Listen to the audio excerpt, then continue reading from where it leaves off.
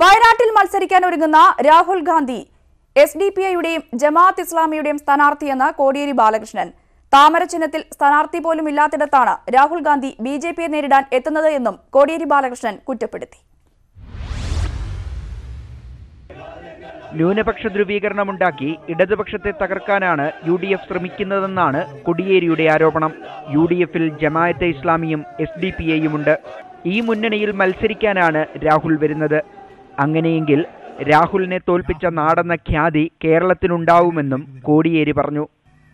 ജമാഅത്തെ ഇസ്ലാമിയുടെ സ്ഥാനാർത്ഥിയായി, SDPയുടെ സ്ഥാനാർത്ഥിയായി, മുസ്ലിം ലീഗിന്റെ സ്ഥാനാർത്ഥിയായി, UDFിന്റെ സ്ഥാനാർത്ഥിയായി മത്സരിക്കാൻ രാഹുൽ ഗാന്ധി വയനാട്ടിലേക്ക് വരും എന്നിപ്പോൾ ചില കോൺഗ്രസ് നേതാക്കന്മാർ പ്രഖ്യാപിച്ചിരിക്കുകയാണ്.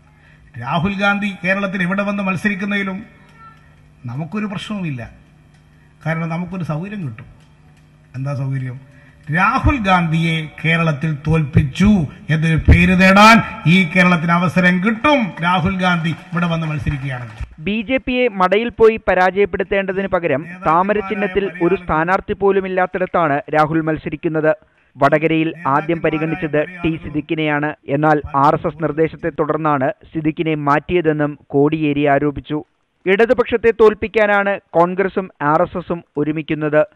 91-ലെ കോലീബി സഖ്യത്തിന്റെ ഉപജ്ഞാതാവാണ് മുല്ലപ്പള്ളിയെന്നും കോടിയേരി ആരോപിച്ചു. P ജയരാജനെ UDF വ്യക്തിഹത്യ ചെയ്യുന്നു. ഒരു കേസിൽ പ്രതിയായാൽ കൊലയാളിയാകില്ലെന്നും കോടിയേരി വടകരയിൽ പറഞ്ഞു. ന്യൂസ് 18 വടകര.